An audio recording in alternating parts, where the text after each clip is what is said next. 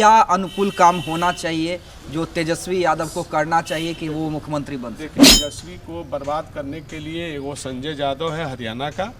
जितने लोग आपके पीछे नचनिया बजनिया टाइप के लोग जो गाना बना बना के चला रहे हैं, तो आम आदमी को वो पसंद नहीं हो रहा है। आजकल ये जहे तहे से पगड़ी मुरैठा बांध करके कोनो आए कोनो बाएं को लगता है कि साला दंगल मन कुश्ती हो रहा बा, अखाड़ा में लड़ाई हो रहा है। नीतीश कुमार कुर्सी के लेकर के कहाँ कहाँ वो भटक जाते हैं, किनके सामने जो है हाथ फैला देते हैं। जो पुराने आरजेडी से बिखर गए हैं, जो पुराने लोग लालू यादव के दौर में रहा करते थे, उन सब से तेजस्वी यादव को कांटेक्ट करना चाहिए। उसमें एक साधु यादव और सुभाष यादव भी हो सकते हैं। अगर हमको कुर्सी का लालच होगा और सत्ता का लालच होगा और एमपी एमएलए का लालच होता तो हम घर में हिजत थोड़ी रहते। कि आपको क्या लगता है कि तेजस्वी मुख्यमंत्री बन जाएंगे? जैसे बदलाव के मूड में जनता आती है तो नीतीश कुमार आरजेडी को पकड़ लेते हैं, और आरजेडी चाहती है कि हम सत्ता में आए तो फिर वो नीतीश कुमार को पकड़ लेते हैं। यहाँ भी तो यंग ब्रिगेड है ना, चिराग पासवान। तो चिराग पासवान है तो चिराग पासवान का उतना लेवल नहीं न है, उतना वोट का कैपेसिटी नहीं न है। वो भी तो कृपा पात्र पर है ना, ऐसा थोड़ी है। वो तो अभी बीजेपी के कृपा पर है। चिराग को 2% से बेसी वोट नहीं मिलता है, लेकिन बीजेपी का जो वोट है उसको जिता देता है। सत्रह में भी देखिए जहाँ पे बीजेपी हार गई में तो आरजेडी के वोट से जनार्दन पासवान जीता है, आरजेडी के वोट से। आरजेडी के वोट से। अभी आपके जो प्रदेश के जो अध्यक्ष हैं, अपना एक बेटा को मंत्री बनाए, फिर उस बेटा को एमपी बनाए। देखिए, उपचुनाव जो 4 सीटों में हुए उसमें एनडीए की जीत हुई। आरजेडी या यूं कहे महागठबंधन बुरी तरह परास्त हुआ। यहाँ तक कि जो गढ़ कहा जाता था महागठबंधन का, 2 सीट बेलागंज और तरारी, वो भी महागठबंधन हार गई। लेकिन फिर तेजस्वी यादव यात्रा निकाल रहे हैं, नीतीश कुमार की भी यात्रा हो रही है। चिराग पासवान कह रहे हैं कि 25 में भी वही हाल होगा, एनडीए सरकार बनाएगी। साधु यादव से समझते हैं कि क्या वाकई यही स्थिति होगी या स्थिति में बदलाव होगा, और होगा तो कैसे होगा? साधु जी, यही स्थिति रहेगी या स्थिति में बदलाव होगा? आपको क्या लगता है? समय परिवर्तनशील होता है।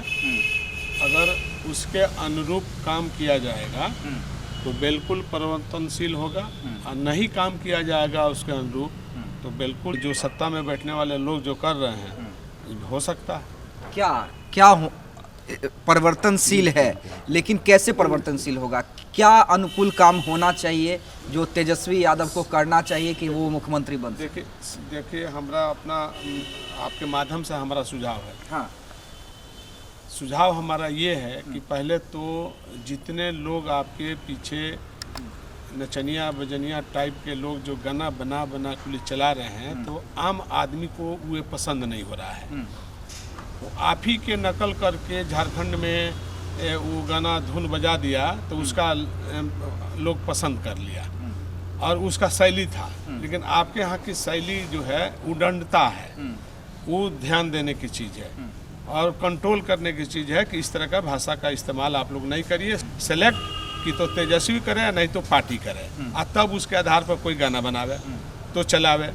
तो आजकल ये जहे तहे से पगड़ी मुरैठा बांध करके कोनो आए कोनो बाएं को लगता है कि साला दंगल मन कुश्ती हो रहा बा, अखाड़ा में लड़ाई हो रहा बा। इस तरह का भाषा गाना बना करके जनता के दिमाग को खराब कर दे रहा है सब। चूँकि जनता बहुत होशियार है तो उसको लाइक नहीं करती है, और वही उसी को तरीका से बना करके जनता में परोसेगा तो उसको लोग लाइक करेगा। और दूसरा ये है कि जितने लोग हैं वो सबसे बात करें। जैसे नीतीश कुमार कुर्सी के लेकर के कहाँ कहाँ वो भटक जाते हैं, किनके सामने जो है हाथ फैला देते हैं, तो उसमें उसको लचीलापन करना पड़ेगा। मतलब आपका कहना है कि जो पुराने आरजेडी से बिखर गए हैं, जो पुराने लोग लालू यादव के दौर में रहा करते थे, उन सब से तेजस्वी यादव को कांटेक्ट करना चाहिए।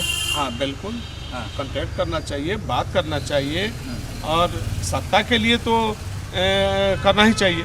सत्ता के लिए तो करना ही चाहिए। उसमें एक साधु यादव और सुभाष यादव भी हो सकते हैं। हम किसी का नाम नहीं लेंगे, वो अपना विवेक पर लोग काम करें। हम क्यों कहेंगे, हमको क्या मतलब है? लेकिन वो लोग अगर जनता के हित में, बिहार के हित में, बिहार के भलाई में अगर लोग करना चाहे तो कर सकता है, लेकिन हम किसी व्यक्ति का नाम नहीं ले सकते। क्या आप समझाने की पहल करेंगे? क्या सिर्फ मीडिया के माध्यम से समझाते रहेंगे या जाके व्यक्तिगत रूप से मिलकर भी समझाने का प्रयास नहीं, करेंगे? नहीं। ये मेरे जहन में तो आज तक हमारा हाँ ही नहीं। हाँ, पहले बार जाने दिया। हाँ, अगर हमको कुर्सी का लालच होगा और सत्ता का लालच होगा और MP MLA का लालच होता तो हम घर में हिजत थोड़ी रहते हैं। हम दिल्ली में बैठते, नहीं तो बिहार के असेंबली में बैठते। ये काम हमसे नहीं हो सकता।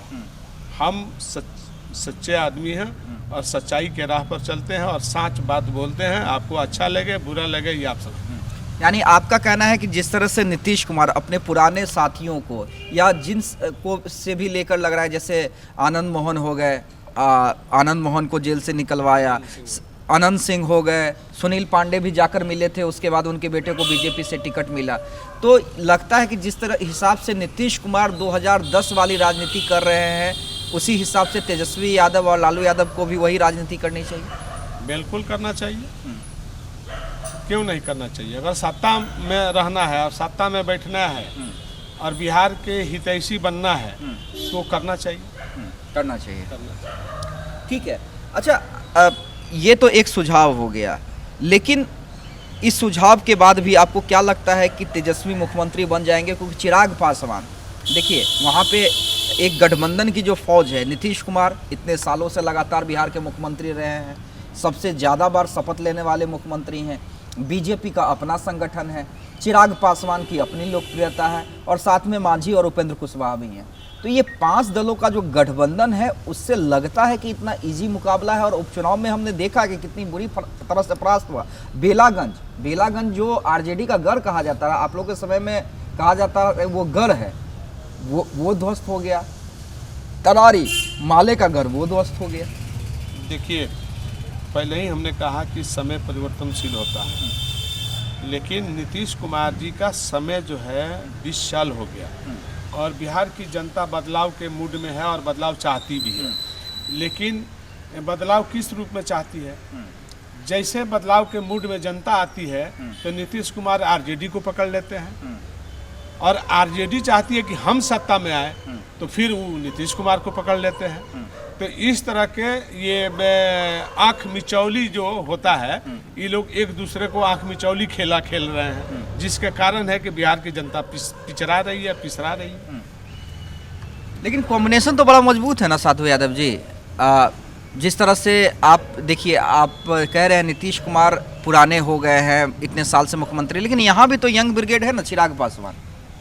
तो चिराग पासवान है तो चिराग पासवान का उतना लेवल नहीं न है, उतना वोट का कैपेसिटी नहीं न है। वो भी तो कृपा पात्र पर है ना, ऐसा थोड़ी है। वो तो अभी बीजेपी के कृपा पर है। बीजेपी अपना लालच में 4% वोट के लालच में बीजेपी रहती है और 4% वोट में भी बंटवारा होता है।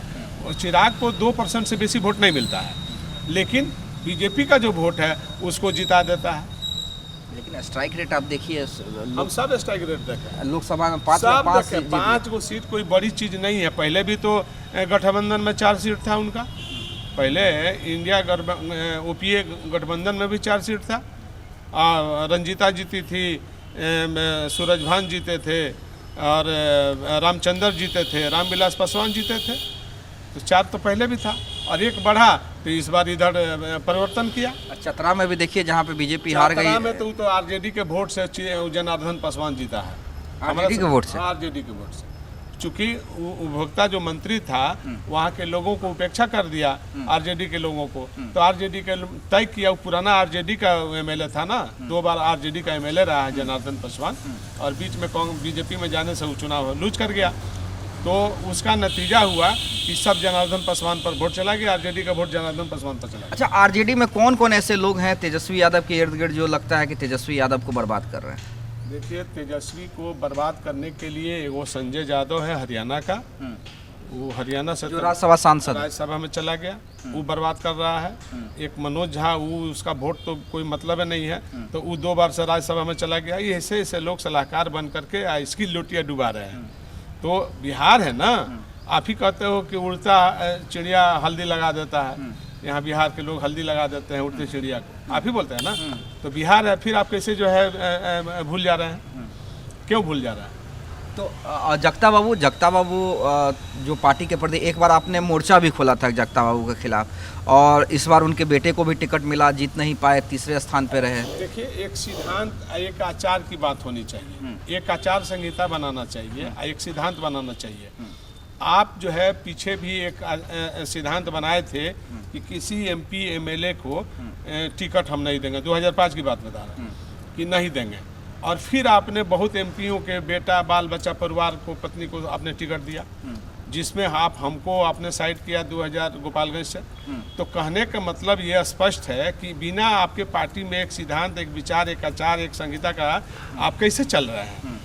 अभी आपके जो प्रदेश के जो अध्यक्ष हैं, अपना एक बेटा को मंत्री बनाए, फिर उस बेटा को एमपी बनाए, फिर एक बेटा को एमएलसी के चुनाव लड़ाए, फिर एक बेटा को फिर विधानसभा के चुनाव लड़ाए। तो इस तरह का कल्चर आपके पार्टी के प्रदेश अध्यक्ष ने ही खुद किया या आपने किया, तो आप इस चीज़ को दूसरे पर लागू क्यों किया, इस पर लागू क्यों नहीं किया? तो आप आपका नुकसान कहाँ से शुरू हुआ है? आपका नुकसान शुरू हुआ है साधु यादव को साइड किए, तब से आपका नुकसान हो रहा है। आप भले क्षणिक नीतीश कुमार के साथ जा करके मिलजुल करके सरकार बनाया, डिप्टी सीएम बने, लेकिन आपने नौकरी किया, आपने मालिक बनने का कोशिश नहीं किया। आप पहले मालिक थे, अब बाद में आप नौकरी करने पर चले आए। आप वही हिसाब किताब अभी चल रहा है, अभी भी आप नौकरिये के फेरा में है, मालिक बनने के फेरा में नहीं है। तो चलिए, मालिक बनना है तो पुराने साथियों को खोजना होगा, उन्हें मनाना होगा, ये कहना है साधु यादव का, लेकिन खुद नहीं जाएंगे, मीडिया के माध्यम से समझाएंगे। सलाह अगर पसंद आए तो आइए, मनाइए, तैयार बैठे हैं। न सिर्फ ये तैयार बैठे हैं कि बल्कि तमाम पुराने साथियों को मनाना होगा, जिस तरह से नीतीश जा रहे हैं अपने पुराने साथियों को मनाने के लिए, चाहे उन पर बाहुबली का ही टैग क्यों न लगा हो।